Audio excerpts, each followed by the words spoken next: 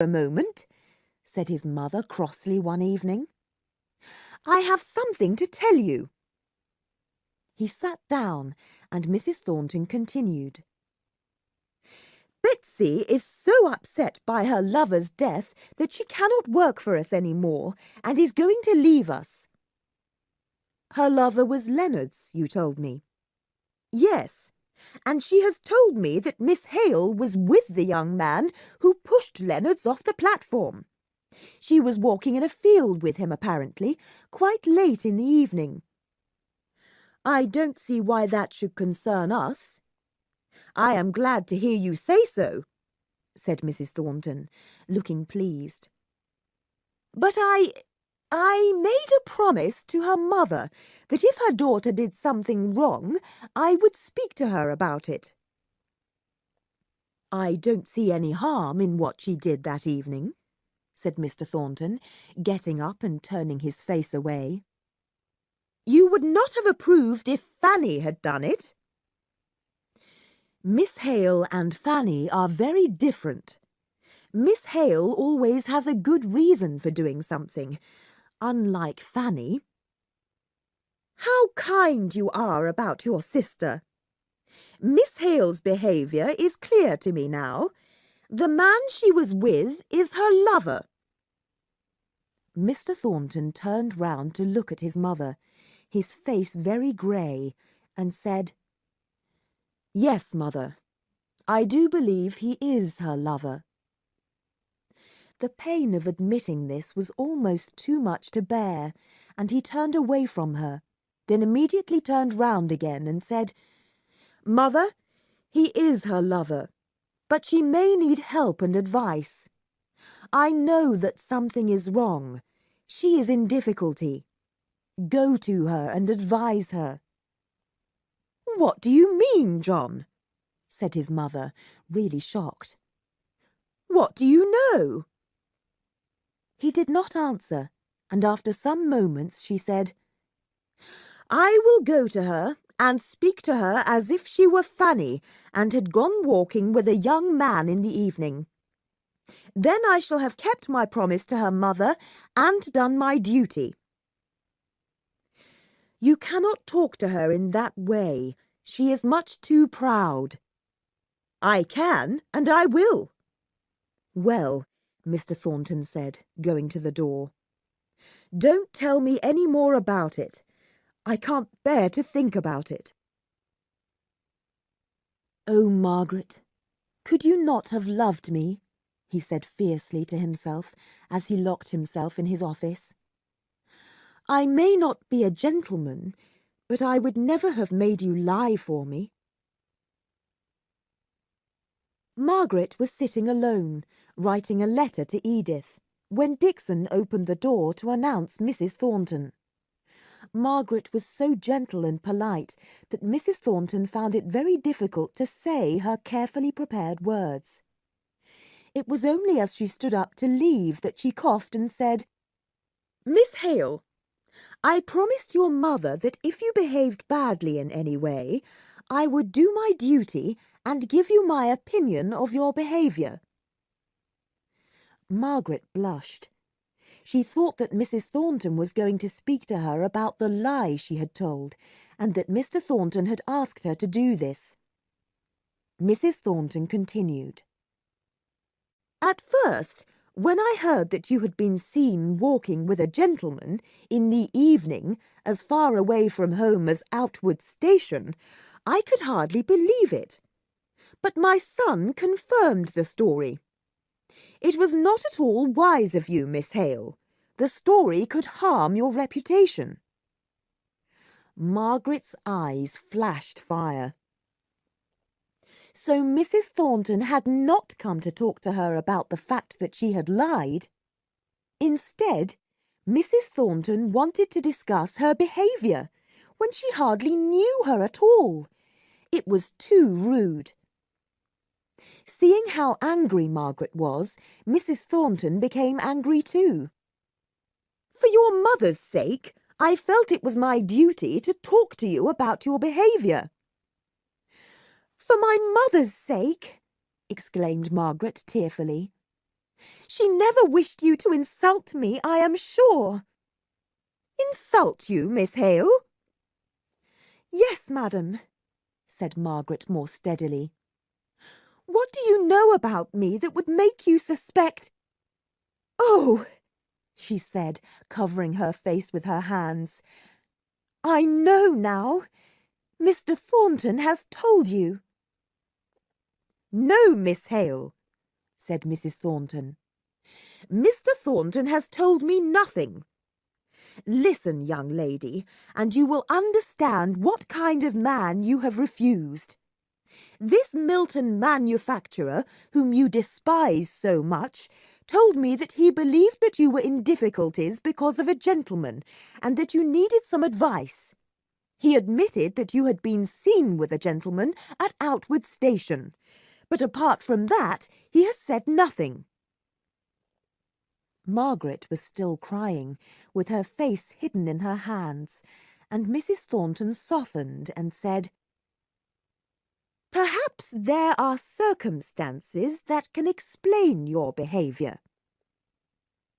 Margaret considered what to say, but could not find a good explanation. Finally, she said in a low voice, I can give you no explanation. I have done wrong, but not in the way you think. I think Mr. Thornton judges me more kindly than you. It is the last time I shall try to give you advice, said Mrs. Thornton stiffly. I only came because your mother asked me to. I never liked the fact that my son cared for you. You did not appear to be good enough for him. But your behaviour during the riot showed that you cared for him too. When the servants and workers started talking about you, I felt that it was right for him to ask you to marry him. But when he came to see you, your feelings had changed. I told him that I thought that perhaps your lover— What must you think of me, madam? Said Margaret, throwing back her head haughtily. Please do not continue. I will not try to explain my actions. You must allow me to leave. And she left the room with the noiseless grace of a princess. Mrs. Thornton was not particularly annoyed by Margaret's behaviour. She did not care enough about her for that. The fact that her words had upset Margaret pleased her, as it showed that Margaret cared about what people thought of her. I like to see a girl get angry at the idea of being talked about, thought Mrs. Thornton. It shows that she has the right kind of pride. After she had left Mrs. Thornton, Margaret went to her room and made herself recall every word they had spoken. Then she said sadly to herself, Her words can't really affect me because I was not with a lover. I was with Frederick. But it's awful knowing that she thinks this about me. She doesn't know my real sin, that I lied. He never told her. I should have known he would not. Then a new thought came to her. He too must think poor Frederick is my lover. I understand now. It's bad enough that he knows that I lied, but he also believes that someone else cares for me and that I— Oh dear, why do I care about what he thinks? I don't know why, but I am very miserable. He misunderstands me so completely and I feel terrible. She jumped up. No, I will not examine my own feelings. It would be useless. If I live to be an old woman, perhaps I'll sit by the fire and think about the life I might have had. There must be many women who have made the same mistake and only realise when it's too late. I was so rude to him that day, but I did not understand my feelings then. I don't even know when they began. I must be strong. It will be difficult, but when I see him, I will be very calm and quiet. But I may not see him. He has not called for some days. That would be worst of all. To try and forget about her feelings, Margaret decided to visit the Higgins' next-door neighbours, the Bouchers. But when she arrived at their house, a neighbour told her that Mrs. Boucher was dying. A doctor had been called, and the children were being looked after by neighbours. Margaret decided that the best thing she could do was call on the Higgins. She went next door and found Nicholas Higgins playing with the 3 youngest Boucher children. "Have you seen Mr. Thornton?" she asked Nicholas. "Yes," said Nicholas angrily. "He refused you," said Margaret sorrowfully. "Of course he did. I knew he would." "I am sorry I asked you. You told him I sent you?" "I don't know if I mentioned your name. I said a woman had advised me to ask him." "I am disappointed in Mr. Thornton," said Margaret. There was a slight noise behind her. Margaret turned round and saw Mr. Thornton standing at the door, with a look of angry surprise on his face. In one quick movement, Margaret stood up and left without saying a word.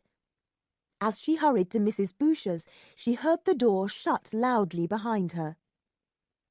Mr. Thornton had come to see Higgins because, although he tried to hide it, there was a part of him that was very soft. He had refused Higgins because he had heard reports that the man was a troublemaker. But afterwards he had learnt that Higgins had waited 5 hours to see him, and he was impressed by the man's patience. He had also learnt that the worker's story about the Boucher family was true. He had come to Higgins's house to offer him work. Higgins was a proud man. There was a long pause before he accepted the offer, but he did, and the 2 men shook hands. "Was that the woman who advised you to ask me for work?" asked Mr. Thornton. Higgins told him that it was. Mr. Thornton frowned, disliking the idea that Margaret might think he had given Higgins work because of her, when he was only doing what was right. As Mr. Thornton left, Margaret came out of the Boucher's house. She did not see him, and he followed her, admiring her tall, graceful figure. Then he suddenly felt very jealous. He wanted to speak to her and see how she would behave after all that had happened. Also, he had heard her last words and wanted her to know that he had given Higgins work. He came up to her, and she looked at him in surprise. "You do not need to be disappointed in me, Miss Hale. I have given Higgins work." "I am glad," said Margaret coldly. There was a silence, and then Mr. Thornton said, "Miss Hale, have you no explanation for the lie that you told? You must know what it has made me think." Margaret said nothing. She was wondering whether she could give some kind of an explanation and still be loyal to Frederick. "No," said Mr. Thornton. "I will ask no more questions. Believe me, your secret is safe with me. But please be careful. I am now only speaking as a friend of your father." "I am aware of that," said Margaret, forcing herself to appear uninterested. "But the secret is about another person, and I cannot explain it without harming him." "I have no desire to know the gentleman's secrets," said Mr. Thornton angrily. "My only interest in you is as a friend. That is all now. You believe me, Miss Hale?" "Yes," said Margaret, quietly and sadly. "Then really, I don't see why we should continue walking together. I thought perhaps that you might have something to say, but I see that we mean nothing to each other. If you are quite certain that I no longer have any strong feelings for you, then I wish you good afternoon." And he walked away. "What can he mean?" wondered Margaret. "He talks as if I thought he still cared about me, when I know he cannot. His mother will have said all those cruel things about me, but I will try my best not to care about him. Surely I can control this wild, miserable feeling that tempted me to betray Frederick, just so that he would respect me again. I must be strong. I must. Several months passed, and although Mr. Thornton occasionally came for lessons with Mr. Hale, he never asked to see Margaret. After her conversation in the street with Mr. Thornton, Margaret's moods varied strangely. But a letter from Edith made her feel a little less miserable, as her cousin talked about returning to Harley Street in about 6 months and inviting her to stay. Life became quiet and boring. Margaret looked after the house and her father, visited Mary Higgins, and helped to care for the Boucher children after the death of their mother. Then, in September, as he had promised, Mr. Bell came to visit. Mr. Hale's old friend liked Margaret enormously, and they immediately became very good friends. "I must say, I think your opinions are very old-fashioned," said Margaret jokingly to Mr. Bell one afternoon.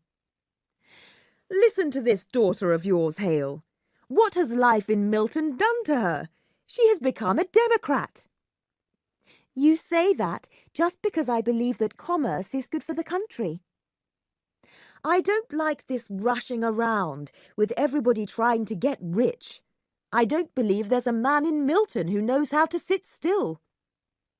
"That reminds me, Mr. Thornton is coming to tea tonight," said Mr. Bell, not noticing that Margaret became very quiet. Mr. Thornton was still in love with Margaret, despite all his efforts not to be. He had tried hard not to see her, but in his dreams she came dancing towards him with open arms.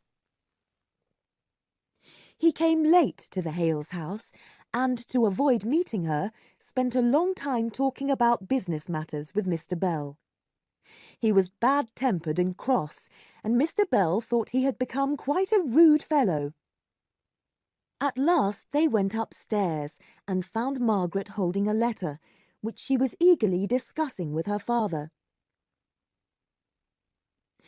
"It is a letter from Henry Lennox," said Mr. Hale to Mr. Bell.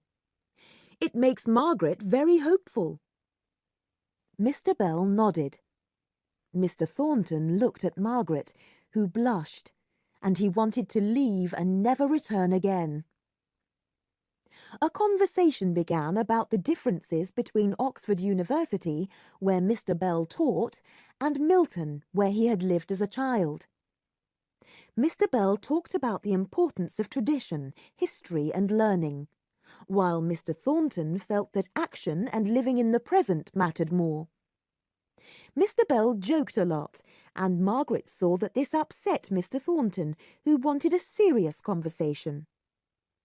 Trying to change the subject, she said, "Edith says that cotton materials in Corfu are cheaper and better than those in London."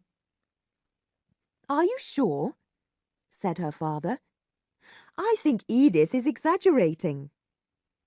"If Margaret is sure, then I am too," said Mr. Bell. "Margaret, you are such a truthful person. I don't believe that anyone who is a relation of yours could exaggerate." "Is Miss Hale so well known for truthfulness?" said Mr. Thornton bitterly. The moment he said this, he could have bitten his tongue out. Why was he so evil tonight? And why was he so cross with Mr. Bell, his kind old friend? Margaret did not get up and leave, as she would have done formerly. She glanced at Mr. Thornton in sad surprise, with the expression of a hurt child, then bent over her sewing and did not speak again. Mr. Thornton could not help looking at her, and he saw that when she sighed, her whole body trembled. He desperately wanted her to look at him and speak to him, so that he could show her he was sorry, but she did not raise her head. She could not care for him, he thought. He gave short, sharp answers to the older men's questions and left rather suddenly. As he walked home, he thought that he was right to see Margaret as little as possible. Her power over him was too great.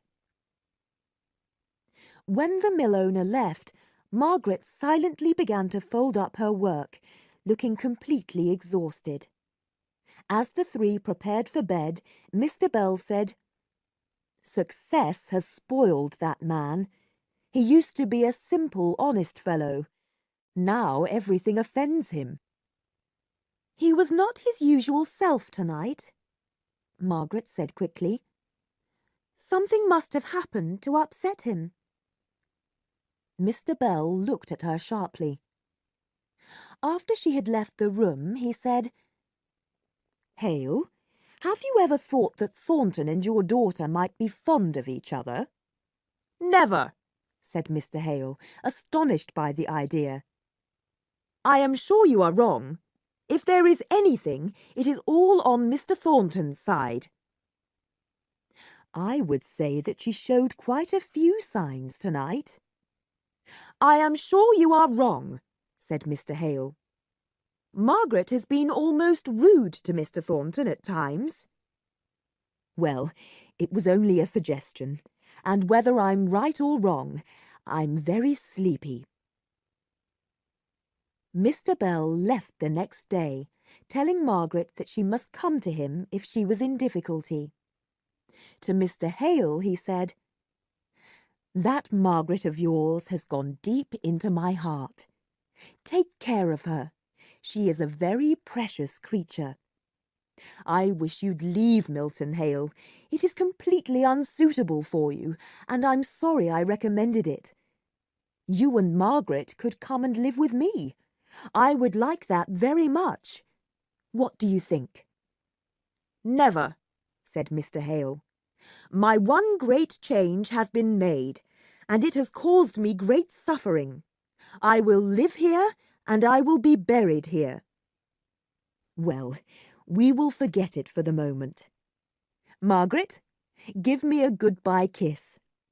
Remember, I am always here for you."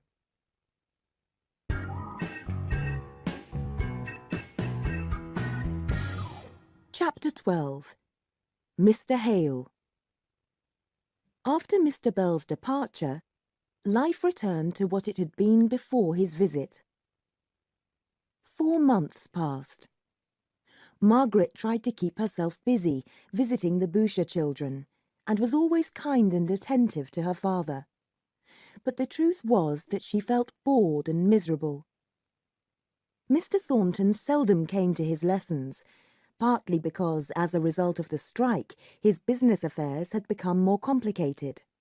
When he did come, he never asked to see Margaret, and often sent a note at the last moment, saying that he was too busy for a lesson. Although Mr. Hale had new pupils to replace Mr. Thornton, he missed their conversations, and became quite depressed by his pupils' frequent absences. One February evening, Mr. Hale, blushing as he asked the question, suddenly said, "Margaret, have you ever had any reason to think that Mr. Thornton cared for you?" Margaret did not answer immediately, then bent her head and said, "Yes, I believe... Oh, father, I should have told you." And dropping her work, she hid her face in her hands. "No, dear, there was no need. I am sure you would have told me if you had returned his feelings.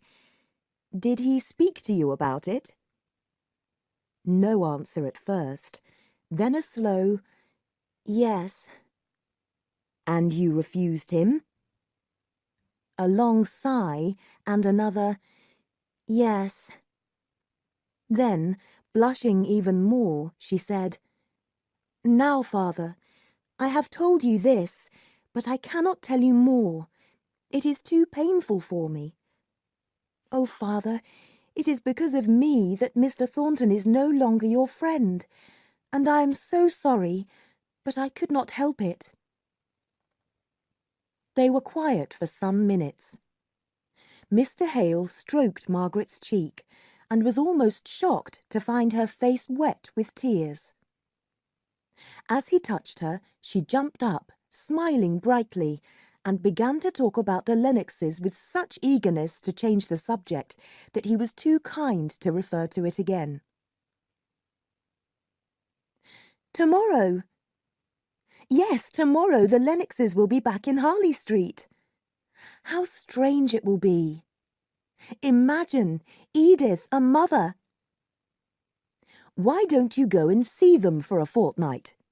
said her father. "It would be very good for you, and Mr. Lennox could tell you his latest news about Frederick." "No, father, you need me here," said Margaret. After a pause, she continued sadly, "I am losing hope about Frederick. Mr. Lennox is trying to tell us the news gently, but you can see from his letters that he thinks there is no hope of finding witnesses." A few days later, Margaret's feelings were confirmed when Frederick wrote, saying that he had received a letter from Henry Lennox, stating that it was unlikely that the witnesses could be found. Frederick angrily said that he no longer considered himself English, which made Margaret cry. But in March, a much happier letter arrived. Frederick and Dolores had got married. Dolores's family owned a large manufacturing company, and Frederick was now certain to achieve a high position in it. Margaret smiled a little when she learnt this, remembering her former dislike of trade. And now her brother was a trader. Well, it did not matter at all, and Frederick was very, very happy. Spring came, and Margaret became a little worried about her father, who occasionally had difficulty breathing. When Mr. Bell invited them to visit him in Oxford, she persuaded Mr. Hale to accept, hoping that it would improve his health. The invitation included Margaret, but she decided to stay at home. With her father away, she would have no responsibilities and would be able to rest, something that she had not been able to do since she came to Milton. Margaret was astonished at how relieved she felt once her father had left. The pressure was gone. There was no one who depended on her for comfort and entertainment. For months she had had no time to think about her problems, but now she could examine them one by one and give each of them the right place in her life. She sat almost motionless for hours, remembering every detail of her relationship with Mr. Thornton. After 2 days of silent thinking, she decided that if only she could be friends with him again, or even if he would visit her father more often, she would feel happier. But when she went to bed that night, a feeling of sorrow and anxiety still remained. That April evening, Margaret had found that she could not stop thinking about her father. Strangely, that same night in Oxford, all Mr. Hale's thoughts were about his daughter. His old friends there were very kind to him, but the unfamiliar social activity had made him feel quite exhausted. "I am tired," he told Mr. Bell. "But I am 55 years old." "Nonsense. I'm over 60. You're quite a young man." Mr. Hale shook his head. "These last few years," he said, and then after a pause he went on.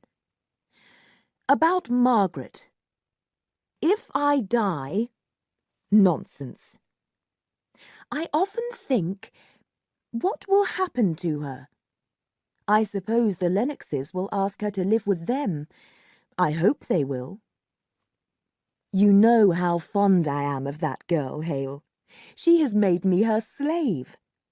I will look after her, and when I die, everything I have will be hers. But you're a thin, healthy fellow, unlike me.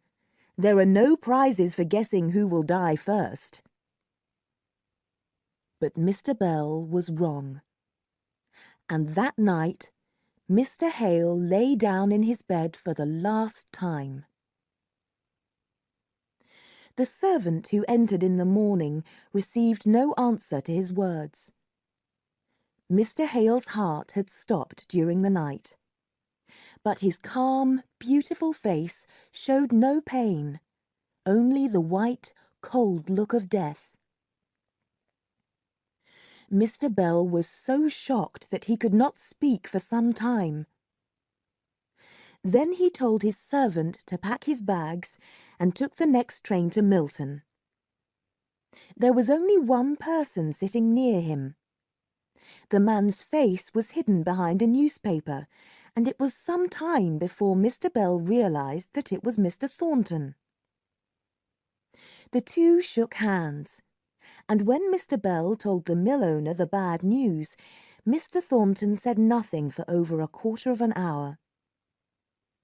Finally, he said, "What about—" and stopped suddenly. "Margaret, you mean? Yes, I am going to Milton to tell her. I will look after her as if she were my own child. I would like her to come and live with me. But there are those Lennoxes." "Who are they?" asked Mr. Thornton, trembling with interest. "Oh, fashionable London people. Captain Lennox married her cousin, the girl she was brought up with. And there's her aunt, Mrs. Shaw. And then there's that brother." "What brother?" "The brother of Captain Lennox, a clever young lawyer. I'm told he's been interested in Margaret for a long time. Now that she will have money, he will be even more interested in her." "What money?"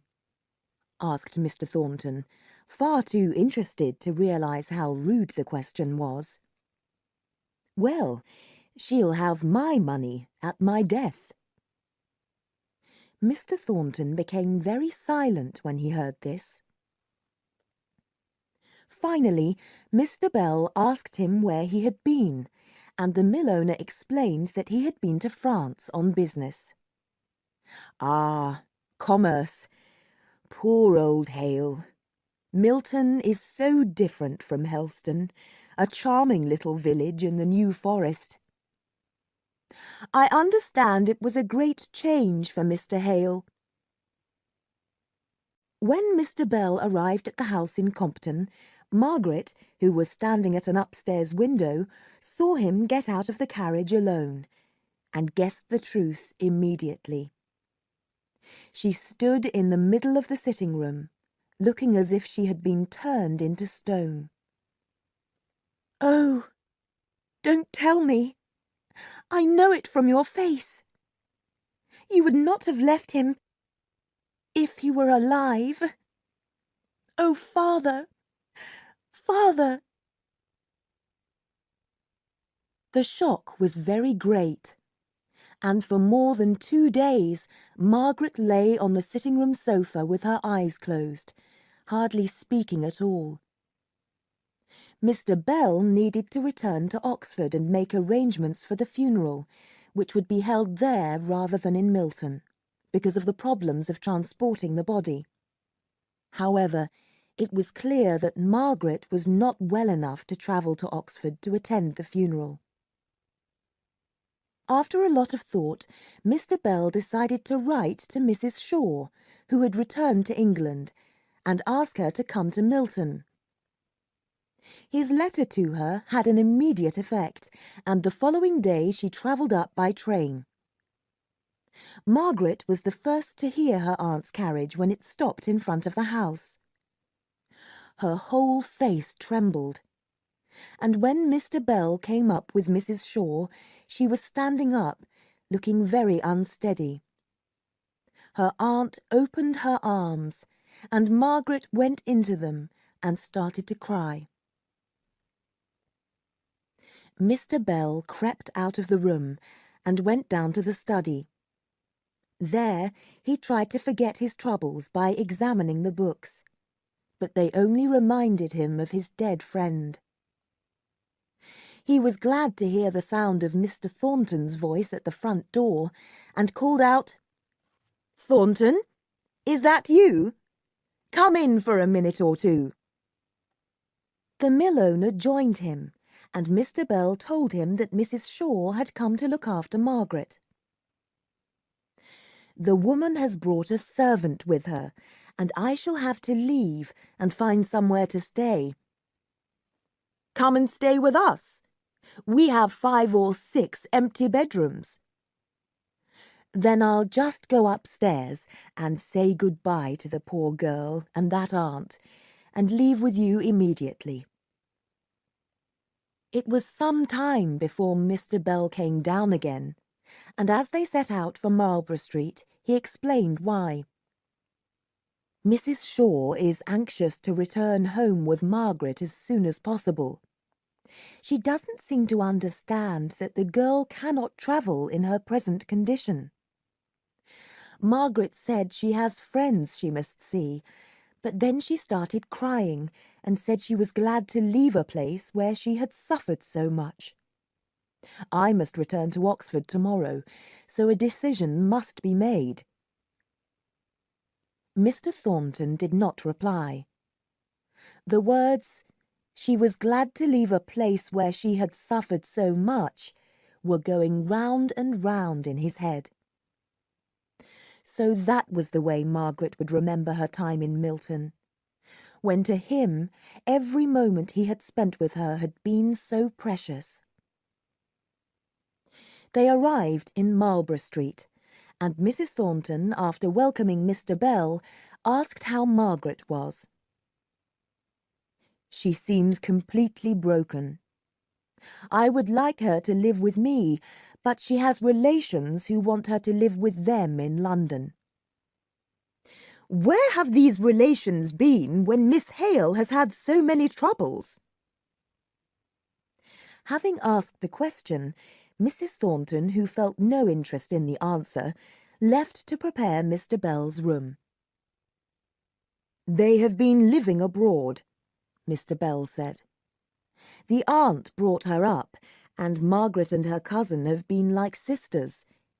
But I wanted her as a child of my own, and I am jealous of these people who don't seem to have looked after her properly. It would be different if Frederick claimed her." "Frederick?" exclaimed Mr. Thornton. "Who is he?"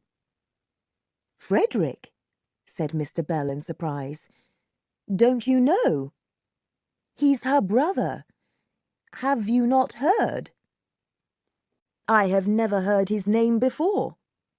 Where is he? Who is he?" "He is the son who was involved in that mutiny." "I had never heard of him until this moment. Where does he live?" "In Spain. He's likely to be arrested if he comes to England." "Was he here in Milton at the time of Mrs. Hale's death?" "No, it's not possible. What made you think he was?" "I saw a young man walking with Miss Hale one day," replied Mr. Thornton, "and I think it was about that time." "Oh, that was probably young Lennox, the captain's brother. He's a lawyer, and Margaret and he write to each other. Do you know," said Mr. Bell, watching Mr. Thornton carefully, "when I last came here, I wondered if you perhaps cared for Margaret." "I admired Miss Hale, as everyone must. She is a beautiful creature," said Mr. Thornton quickly. "Is that all? A beautiful creature? You talk about her as if she were a horse or dog." Mr. Thornton's eyes flashed for a moment. "Mr. Bell," he said, "you should remember that not every man can talk about their feelings as freely as you. Let us talk about something else." The two men began to discuss business matters. A new building was being put up in Mr. Thornton's factory yard, and Mr. Bell asked what it would be. Mr. Thornton explained that he planned it as a dining room for his workers, and told Mr. Bell the following story. He had slowly become friendly with one of his workers, a man called Higgins. Passing by the man's house one day, he had called on him, and had been shocked to see how little the family had to eat, and what bad quality the meat was. After discussions with Higgins, the mill owner decided to buy large quantities of good quality food at a cheap price, and to provide a large oven at the mill and a cook. For some months now, the workers had been able to have a good lunch there. Mr. Thornton had even started eating with the men from time to time, and was enjoying his conversations with them. "I am really getting to know some of them now. They have such a sense of humour. But it is not a charity, and the men pay me rent for the oven and the cooking place at the back of the mill. They will have to pay more for the dining room." Mrs. Shaw hated noisy, smoky Milton, and wanted to return to London the day after the funeral in Oxford.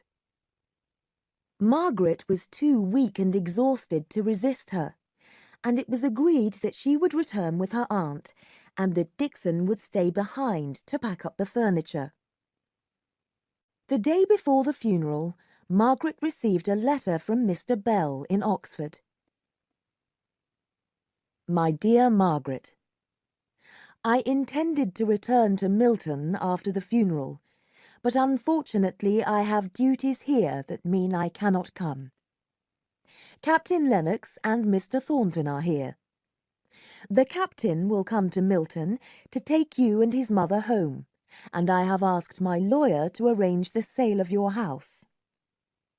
Now, there is something else. You may not know this, but I told your father that when I die, you will inherit my money and my possessions. I don't intend to die yet, of course.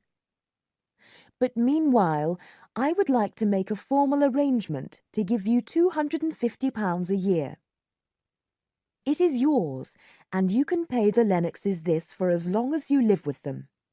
They can then pay for Dixon. I will make another arrangement about money for your needs, items such as pretty dresses and chocolate.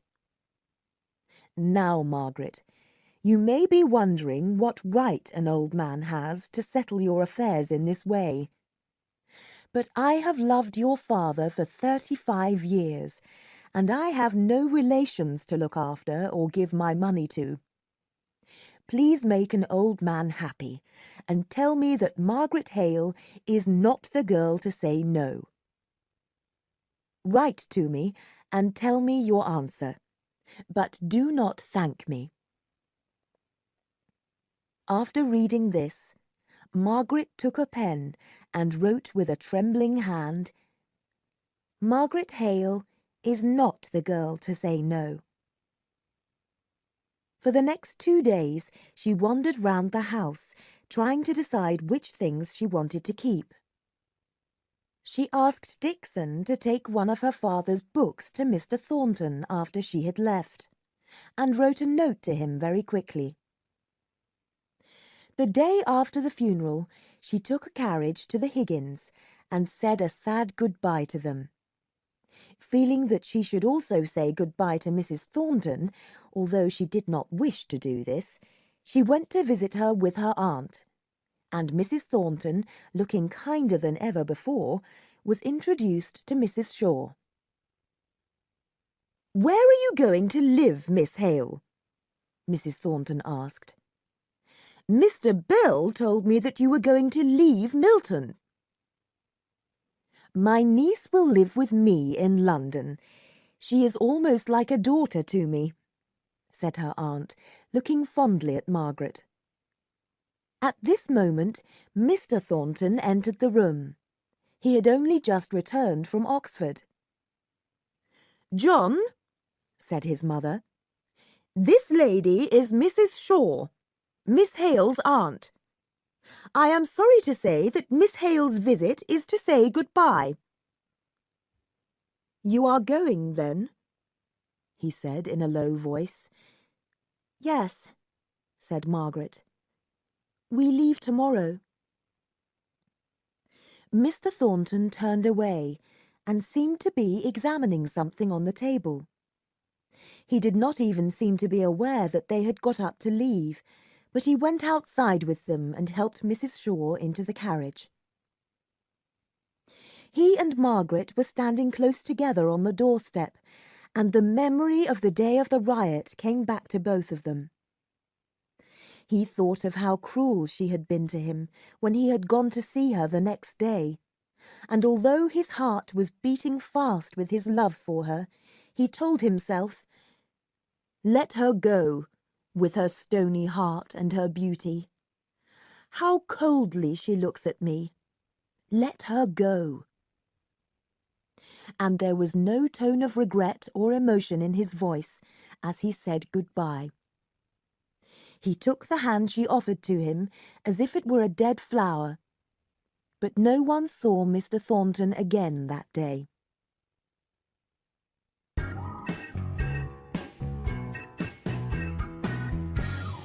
Chapter 13. A New Life. Edith gave birth to her second child and, as was the custom, remained quietly in her room for several weeks afterwards. Consequently, the house in Harley Street was less busy than usual, and Margaret was able to rest and try to understand the sudden change that had taken place in her life. Once again, she was well looked after and living in a luxurious house. Mrs. Shaw and Edith were delighted that she had returned home, and Captain Lennox was kind and brotherly to her. Margaret felt that it was almost ungrateful of her to have a secret feeling that the Helston Vicarage and even the little house in Milton were much more like her idea of home.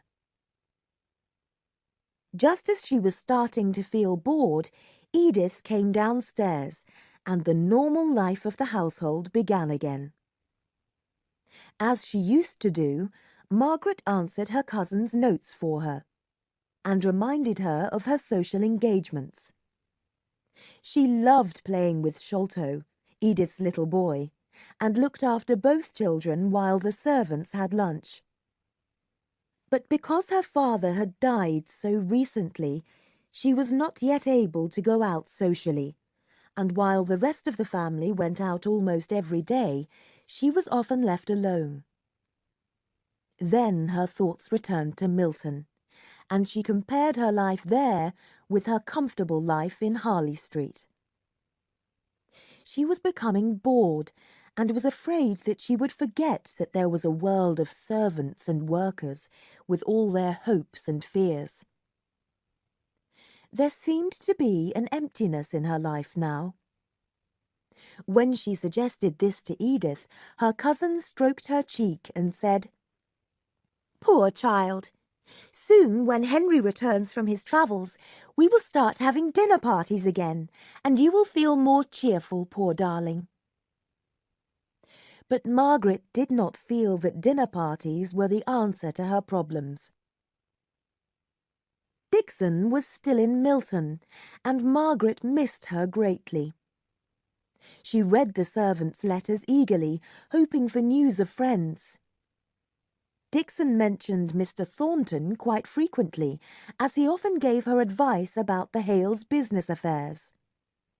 Then, at the end of June, when the house in Milton had been sold, she came to London, in her new role as Margaret's servant. She brought a lot of Milton gossip with her. Fanny Thornton had got married and had a very grand wedding, paid for by her brother. Dixon had organised a sale of furniture, and Mrs. Thornton had bought several pieces and paid too little, while Mr. Thornton had bought others and paid too much. She did not have much to say about the Higgins family, but believed that Nicholas was well. She had heard that Mary had gone to work at Mr. Thornton's mill as a cook, which sounded strange to her. Why did the mill need a cook? Henry Lennox, who had been doing legal work in another part of the country, returned to London, and, as he had done in the past, spent a lot of time in Harley Street. He seemed even cleverer than before, although Margaret thought he had become colder. But the two shared similar intellectual interests, and unlike Edith and the captain, they enjoyed discussing a variety of subjects. Indeed, Margaret suspected that Mr. Lennox felt slightly contemptuous of his brother and sister-in-law and their aimless way of life. He and Margaret often saw each other, but always in the presence of others, and this helped them to relax and forget their embarrassment. Margaret suspected that Mr. Lennox tried to avoid being alone with her. But when he had made a particularly clever remark, she noticed that he would glance at her, as if he wanted to know what she thought of it. Mr. Bell wrote frequently, and in August, Margaret received a letter from him saying that he would visit her the following week. For several months he had been complaining that he felt unwell, and some days before his visit he wrote to say that he would come on Wednesday instead of Monday. But on Wednesday he did not appear, and the next morning a letter arrived from his servant explaining that Mr. Bell had postponed his visit because he had suddenly felt ill. Then, at the time that he was supposed to leave for London, he had suffered a heart attack, and the doctors did not think he would survive the night. Margaret received this letter at breakfast time, and her face went very pale as she read it. She silently put the letter into Edith's hands and left the room. Her cousin was very shocked by the news and started to cry. But when she had recovered a little, she went upstairs and found Dixon packing a small case. Margaret, who was putting on her hat, was sobbing, her hands trembling so much that she could hardly tie the strings. It was quickly agreed that Captain Lennox would accompany her to Oxford, and before midday the two were sitting in a train carriage. They arrived at Mr. Bell's house and learnt that he had died during the night. The news could not have been worse. But Margaret was glad that she was able to see the room where her father had died, and that she could say a quiet goodbye to the cheerful old man who had loved her so much. Captain Lennox fell asleep on the journey home, and Margaret spent the time crying and thinking of how, in the last year, she had lost her mother, her father, and now Mr. Bell. It seemed too much to bear. But then she arrived in Harley Street, and Edith and her aunt were so kind and gentle, and little Sholto was so happy to see her, that she began to feel better. And by the time she went up to bed, she was able to thank God that her dear old friend had suffered so little. "Will Margaret inherit Mr. Bell's money?"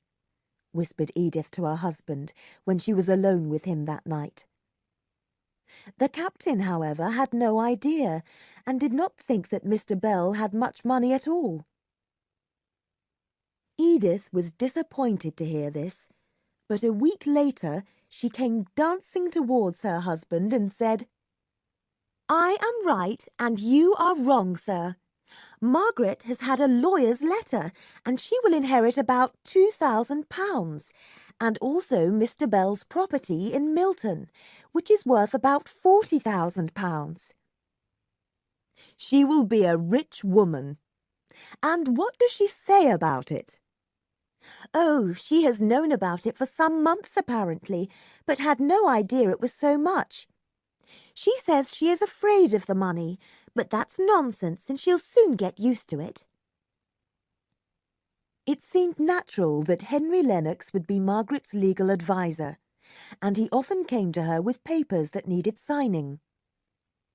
"Henry," said Edith one day with a little smile, "do you know how I expect your long conversations with Margaret to end?" "No, I don't," he said, reddening. "And I don't wish you to tell me. What you are thinking of may or may not happen. Please don't say anything to Margaret. She has been quite cool to me for a long time, and is only just beginning to be kind." Autumn came, and the family went on holiday to Cromer, a pretty town on the east coast. Margaret's troubles had made her quite weak, and the fresh sea air was just what she needed.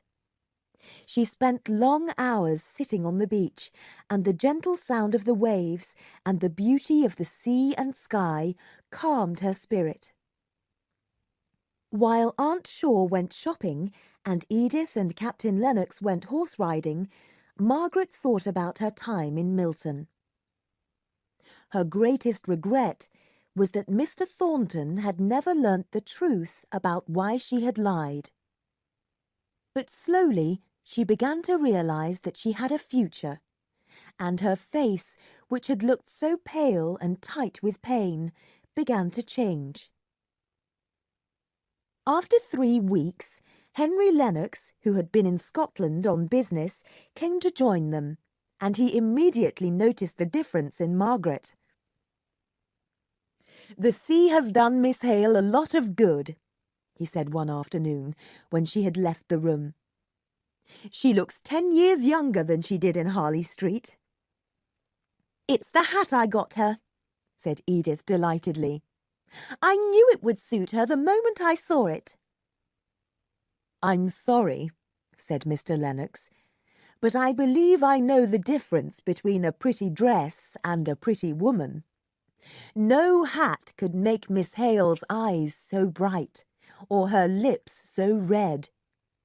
Her face is full of peace and light. She is even more beautiful than—" He lowered his voice. "The Margaret Hale of Helston." From this time, the clever and ambitious man used all his powers to win Margaret. He loved her intelligent mind and her sweet beauty, and saw the money she had inherited as only one part of her, although it could help him in his career. On his way back down from Scotland, he had visited Milton on business connected with Margaret, and it was clear to him that her property there was increasing in value. He was glad that in their new relationship of client and legal adviser, he had many opportunities to talk to her. Margaret was very willing to listen, providing he talked about Milton, and she was delighted that he admired its inhabitants almost more than she did. He praised their energy and their courage, and noticed that when Margaret got bored, if he mentioned Milton, her eyes would brighten and she would smile warmly at him.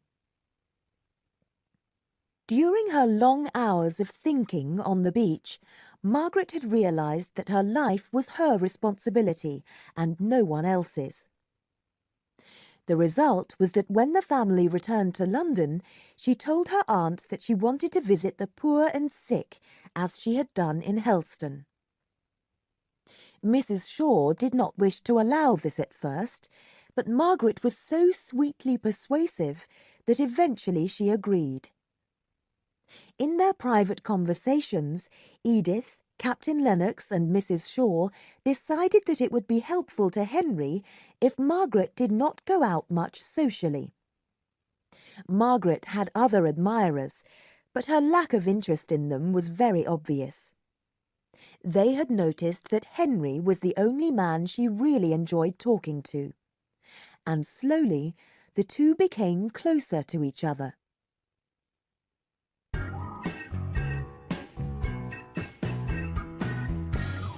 Chapter 14. Meeting Again. Meanwhile, in Milton, Mr. Thornton's financial troubles were growing more and more serious. The strike, more than a year and a half ago, had meant that he was unable to complete some of his business contracts. What made things worse was that in recent months the commercial value of cotton had fallen.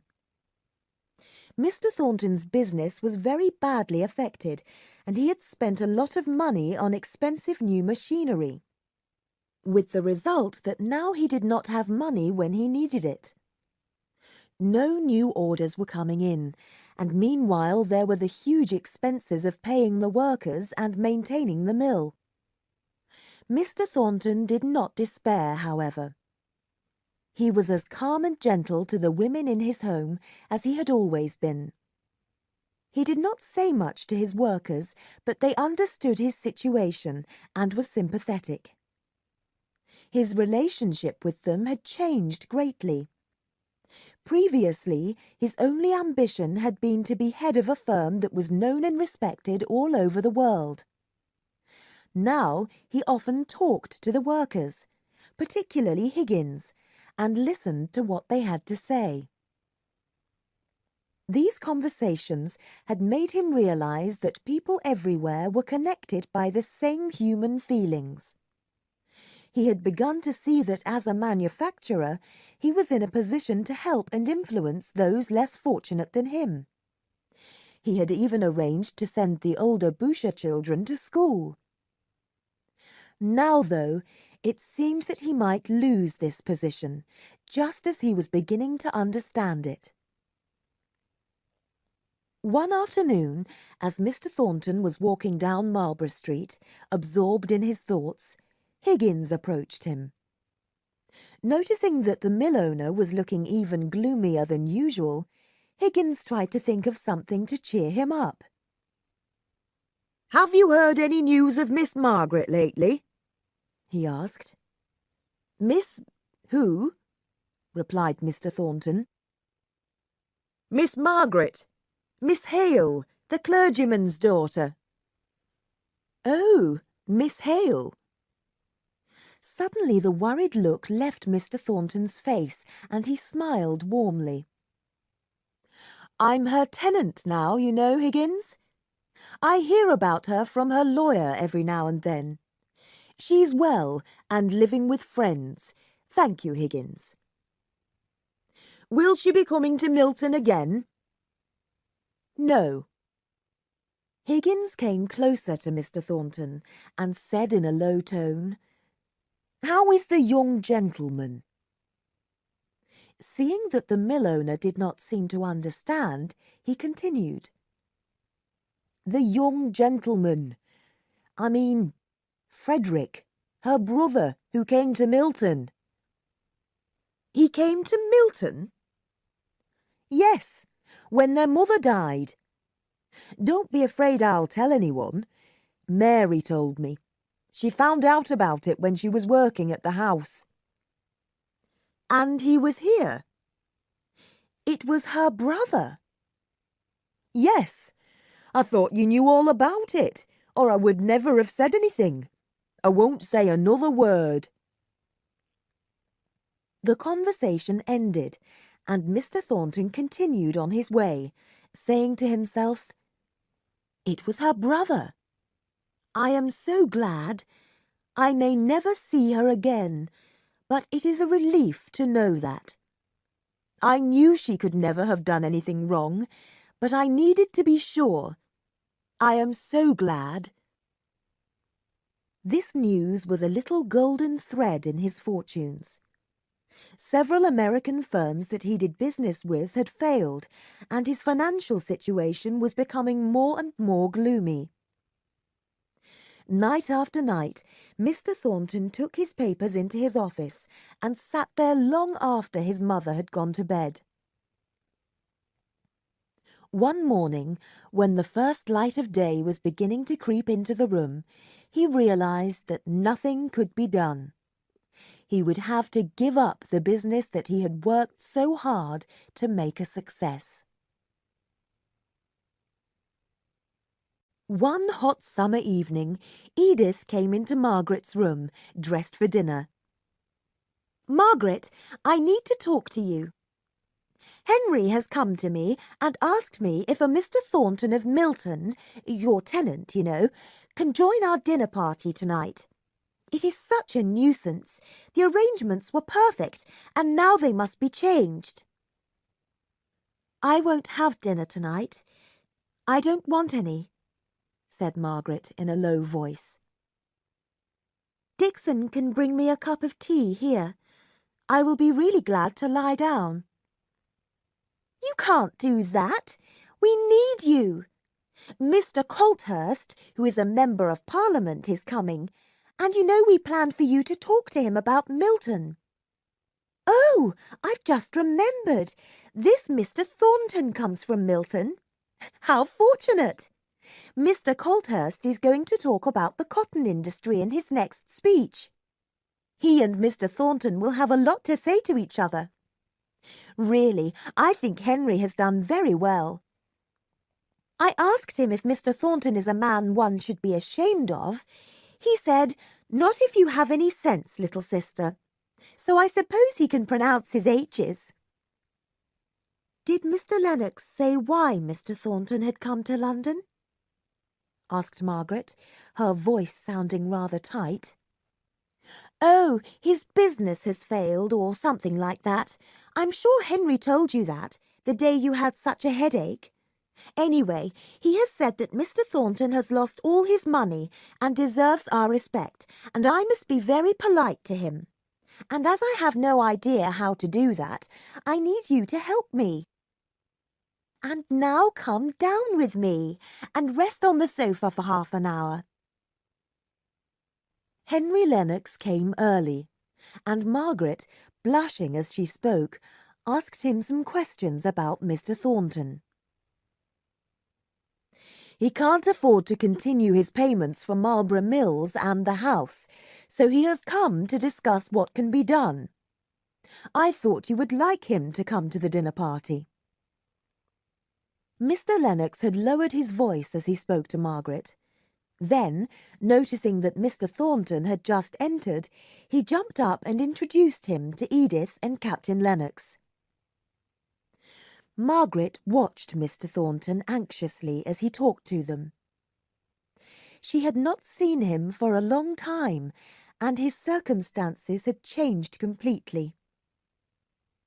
Being tall and well-built, he looked as impressive as ever, but there were lines of worry on his face that had not been there before. Still, thought Margaret, he had nobleness and strength that made people respect him immediately. Mr. Thornton's first glance around the room had shown him that Margaret was there. He had seen how carefully she listened to Mr. Lennox, and came up to her with the calm, friendly manner of an old friend. She blushed, and the colour did not leave her cheeks for the rest of the evening. But she did not seem to have much to say to him, and when others approached her, he moved away and began talking to Mr. Lennox. "Miss Hale is looking very well, is she not?" said Mr. Lennox. "I don't think Milton was very good for her. When she first came to London, I thought I had never seen anyone so changed. Tonight she is looking wonderful, and she is so much stronger now. Last autumn, a 2-mile walk made her tired. On Friday we walked for 6 miles at least." "We? Who? Just the two of them?" wondered Mr. Thornton. Dinner began, and during the meal Mr. Colthurst, the Member of Parliament, heard enough of Mr. Thornton's conversation to want to meet him. He asked Edith who the gentleman was, and when she told him that he was Mr. Thornton of Milton, exclaimed, "Mr. Thornton of Milton? clearly recognizing the name. Edith was pleased. Her dinner party was going well. Henry was being amusing, and Mr. Thornton and Mr. Colthurst were busy talking in a corner of the room. Margaret did not speak much, but was looking so beautiful that it did not matter. She was watching Mr. Thornton's face and noticing the changes in him. He only smiled once, that brilliant smile that she remembered so well, and he glanced at her, almost as if he wanted her approval. But then his expression changed, and he avoided looking at her again. After dinner, the ladies went upstairs, and Margaret, who did not feel like talking, started to do some sewing. The gentlemen soon followed, and as Mr. Colthurst and Mr. Thornton were standing near her, she was able to listen to their conversation. "My business has failed," Mr. Thornton said, "and I am looking for a position in Milton where I can experiment with some ideas that I have." "What experiments are these?" asked Mr. Colthurst respectfully. "I now believe that an organisation can be much more successful if the employers and workers talk freely to one another and see each other as people. If an employer has a new plan, the workers may not realise how carefully he has thought about it. But if he discusses it with his workers, they will feel they are part of it and will want it to be successful." "And you think this may prevent strikes?" "Not at all, but it might mean that the strikers aren't so bitter and so full of hatred." Suddenly Mr. Thornton turned and walked up to Margaret, as if he knew she was listening. "Miss Hale," he said, "I had a letter from some of my men, saying that they wished to work for me if I was ever in a position to employ them again. That was good, wasn't it?"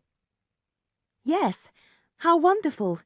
I am so glad," said Margaret. She looked straight at him with her expressive eyes, then looked down when he looked back at her. He gazed at her for about a minute, as if he did not know what to say next.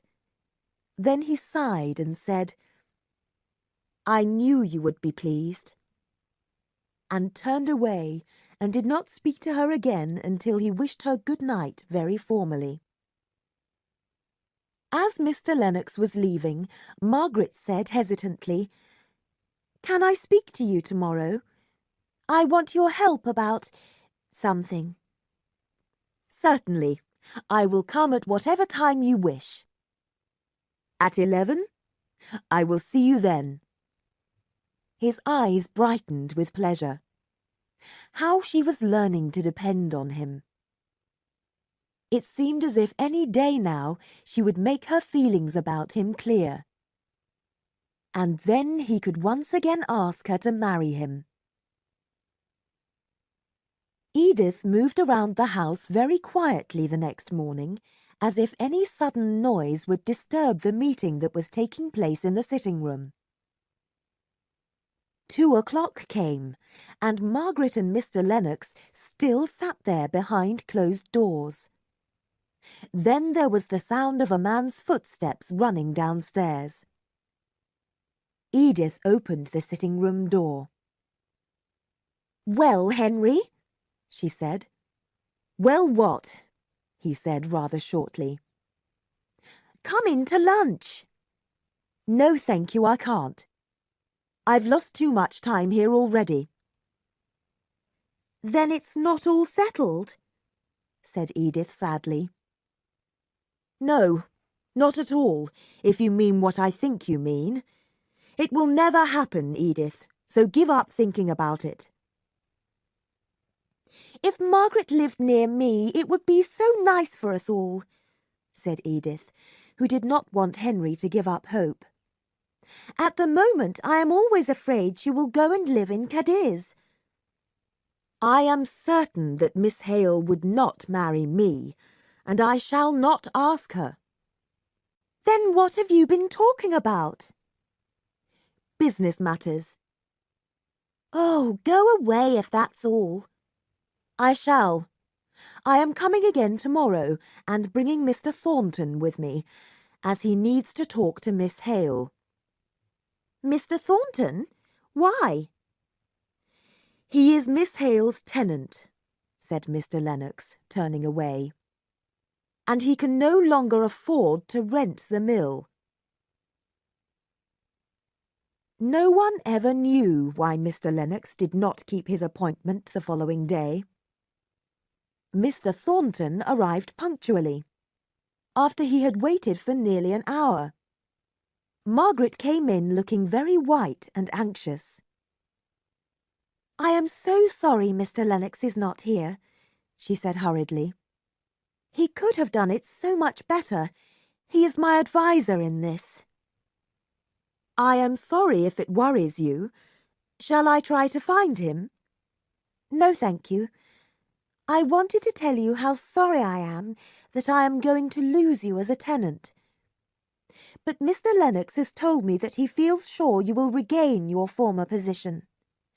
Please don't speak until I have finished. Margaret turned over some papers in a trembling, hurried manner and continued. Oh, here it is. He has written a document showing that if you would borrow some money of mine, about £18,000 that is lying unused in the bank, you could pay me better interest than I have now, and Marlborough Mills could continue. Mr. Thornton did not speak, and she went on looking for some papers, as if she was very anxious that he would see the arrangement as being advantageous for her. But her heart almost seemed to stop beating when Mr. Thornton said, in a voice that trembled with passion, "Margaret." She looked up, and then tried to hide her expressive eyes by hiding her head in her hands. He came nearer, and said her name again in the same passionate way. Her head sank even lower. He came close to her, and knelt by her side, and whispered, "Be careful. If you do not speak, I shall claim you as my own. Send me away at once if I must go. Margaret." She turned and laid his head on her shoulder, still with her face in her hands. It was delicious for him to feel her soft cheek against him. He held her close, but they did not speak. Finally she whispered, "Oh, Mr. Thornton, I am not good enough."